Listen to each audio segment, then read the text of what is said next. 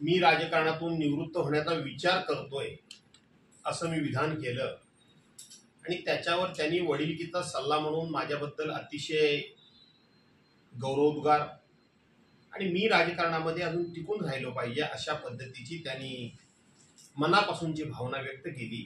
मी स्वतः ऐकली, मी पाहिली.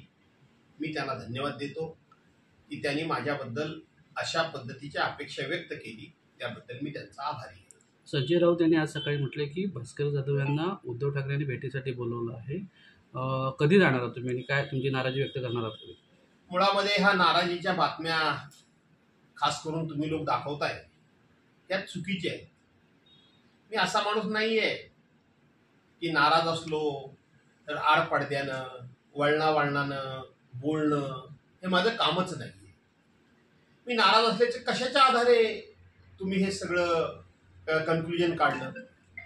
मी परवानच्या दिवशी पण काल मी माझ्या मतदारसंघाचा फक्त आणि फक्त उद्याची जिल्हा परिषद आणि पंचायत समिती ही उद्धव बाळासाहेब ठाकरे यांच्या पक्षाची पुन्हा निवडून आली पाहिजे याकरता लावलेला मेळावा हा तुम्ही बघितला. त्याचं मार्गदर्शन काही तुमच्यासारख्या टीव्हीवर पूर्णपणे भाषण देखील लोकांनी दाखवलं. कुठेतरी माझ्या नाराजीचा लवलेश तुम्हाला दिसला. मी नाराज कशाला आहे? आणि आत्ताच तुम्ही इथे आलेले आहात. इथं हे सदैवजी बेटकर बसले, ते आमच्या संपूर्ण रत्नागिरी जिल्ह्याचे संघटक म्हणून त्यांची निवड झालेली आहे. माजी उपजिल्हा प्रमुख इथे राजूशेठ भागवत बसले. माजी जिल्हा परिषद अध्यक्ष आणि माजी अध्यक्ष शंकरराव कांगणे तिथं बसले. दापोलीचे तालुका प्रमुख ऋषी गुजर तिथं बसले. चिपळूणचे तालुका प्रमुख बळीराम गुजर बसले. चिपळूणचे तालुका संघटक सुधीरभाऊ शिंदे बसले. इथं आमचे खेडचे संजय गोलतकर बसले. दुसरे आमचे मंडणगडचे तालुका प्रमुख संतोष गोवळे बसले. हे कशा करता बसले? मी नाराज आहे म्हणून बसले? तर उद्या जिल्हा परिषद पंचायत समित्या आणि ज्या नगरपालिकेच्या निवडणुका आहेत त्या निवडणुका जिंकण्याची मी जबाबदारी उचलायचं ठरवतोय. मी उचलण्याचा निर्णय करतोय. आणि जर मी ही जबाबदारी घेणार असेल तर मला माझ्या पद्धतीप्रमाणे माझ्या सहकाऱ्यांची पहिल्यांदा बोलायची सवय आहे. आताही काही मी नाराज नाही आणि ज्या गोष्टी माझ्या मनामध्ये नाहीत त्याचा मी खुलासा देखील करत नाही. त्यामुळे माझ्या वक्तव्याबद्दल कोण सातत्यानं काही बोलत असेल तर त्याबाबत फार भाष्य करण्याची मला आवश्यकता वाटत नाही. पण सर वाटतं हा माझं वैयक्तिक मत झालं. हे कोणावर नाराजी किंवा कोणी मला निवृत्त व्हायला सांगितलं? माझ्यामध्ये लढण्याची धमक आहे. माझ्यामध्ये संघर्ष करण्याची अजूनही ईर्ष्या आहे. काय झालं? 2019 पासून ज्या काय घटना 2022 पासून ज्या काय घटना पक्षामध्ये घडल्या, मला असं वाटतंय की प्रत्येक मैदानावर जाऊन लढण्याचं काम मी करतोय. हे नाराजीचे संकेत आहे. ही नाराजी आहे. मी आहे त्या ठिकाणी ठाम पाय रोवून उभा आहे. ही नाराजी आहे.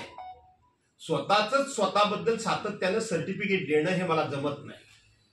आधी करतो आणि नंतर सांगतो मी हे करणार आहे, मी ते करणार आहे, मी हे करणार आहे. असलं काही करत नाही आणि आता असलं कोणी बोलूही नाही.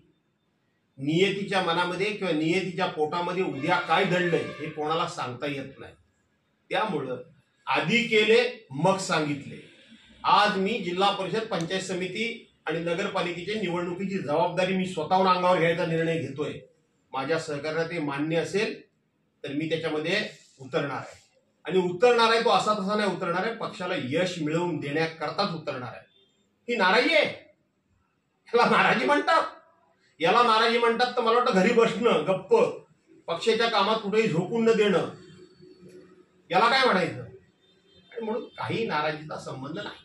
कालच्या तुमच्या स्टेटमेंट नंतर तुम्हाला खरंच उद्धव ठाकरे यांच्याकडून भेटीसाठी निमंत्रण आलं आहे का किंवा निरोप आला आहे का?